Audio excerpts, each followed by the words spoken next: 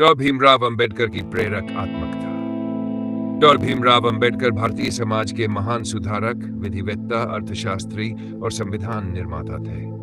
उनका जीवन संघर्ष, आत्मसम्मान और सामाजिक न्याय की प्रेरणादायक गाथा है। वे लाखों दलितों के लिए एक प्रकाश स्तंभ बने, जिन्होंने शोषण, अन्याय और भेदभाव के विरुद्ध संघर्ष किया। उनकी आत्मकथा न केवल उनकी व्यक्तिगत उपलब्धियों की कहानी है, बल्कि यह समाज सुधार और समानता के लिए उनके अथक प्रयासों का दस्तावेज भी है। बाल्यकाल और सामाजिक अन्याय का सामना। भीमराव अंबेडकर का जन्म 4 अप्रैल 1880 को मध्य प्रदेश के महू में हुआ था। उनका परिवार महार जाति से था, जिसे समाज में अछूत माना जाता था। उनके पिता रामजी मालोजी सकपाल ब्रिटिश सेना में सूबेदार थे, लेकिन जातिगत भेदभाव से बच नहीं सके। बालक भीमराव को भी इसी भेदभाव का सामना करना पड़ा। विद्यालय में पढ़ाई के दौरान उन्हें अन्य बच्चों से अलग बैठाया जाता था। पानी पीने के लिए भी ऊंची जाति के चपरासी की मदद लेनी पड़ती थी। यदि चपरासी नहीं होता तो उन्हें प्यासा ही रहना पड़ता। इस अपमानजनक व्यवहार ने उनके बाल-बाल मन पर गहरी छाप छोड़ी और उन्होंने जाति प्रथा के उन्मूलन का संकल्प लिया। शिक्षा और आत्मनिर्भरता की ओर कदम। भीमराव अंबेडकर पढ़ाई में अत्यंत मेधावी थे। उनकी प्रतिभा को देखते हुए उनके पिता और गुरु ने उन्हें उच्च शिक्षा प्राप्त करने के लिए प्रेरित किया। लज्ञा उस दौर में उन्होंने बॉम्बे विश्वविद्यालय से अर्थशास्त्र और राजनीति विज्ञान में स्नातक की डिग्री प्राप्त की। इसके बाद बड़ौदा के महाराज सयाजीराव गायकवाड़ की सहायता से वे अमेरिका की कोलंबिया यूनिवर्सिटी में उच्च शिक्षा के लिए गए। लंदन सामान्य में उन्होंने MA की डिग्री प्राप्त की और लंदन में अर्थशास्त्र में PhD पूरी की। इसके बाद वे लंदन गए, जहां उन्होंने बार एटला की परीक्षा पास की और DSc की डिग्री प्राप्त की।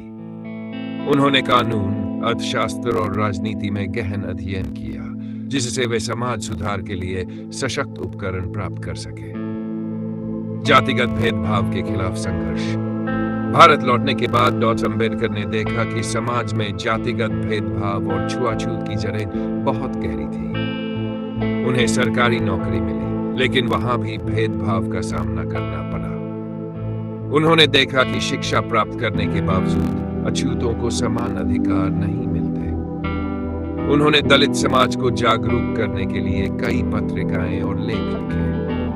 1910 में उन्होंने मूक नायक नामक पत्रिका शुरू की, जिसमें दलितों की समस्याओं और उनके अधिकारों के लिए आवाज उठाई गई। इसके बाद उन्होंने बहिष्कृत भारत और जनता पत्रिकाएं भी प्रकाशित की। 1927 में उन्होंने महारत सत्याग्रह का नेतृत्व किया, जहां दलितों को सार्वजनिक जल स्रोतों से पानी पीने का अधिकार दिलाने के लिए आंदोलन किया गया।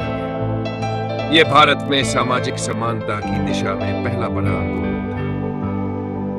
संविधान निर्माण और सामाजिक सुधार। अंबेडकर की बौद्धिक क्षमता और सामाजिक सुधार कार्यों को देखते हुए उन्हें स्वतंत्र भारत के संविधान निर्माण समिति का अध्यक्ष बनाया गया। उन्होंने 26 नवंबर 1949 को संविधान का अंतिम मसौदा प्रस्तुत किया, जिसे 25 जनवरी 1950 को लागू किया गया। भारतीय संविधान में उन्होंने समाज के सभी वर्गों के लिए समान अधिकार, अस्पृश्यता उन्मूलन, धार्मिक स्वतंत्रता, आरक्षण और सामाजिक न्याय के प्रावधान रखे। ये उनकी सबसे बड़ी उपलब्धि थी, जिससे भारत एक लोकतांत्रिक और समतावादी राष्ट्र बन सका। बौद्ध धर्म की ओर रुझान और महापरिनिर्वाण।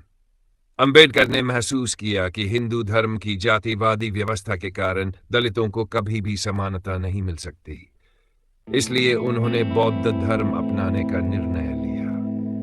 12 अक्टूबर 1926 को उन्होंने नागपुर में लाखों अनुयायियों के साथ बौद्ध धर्म की दीक्षा ली।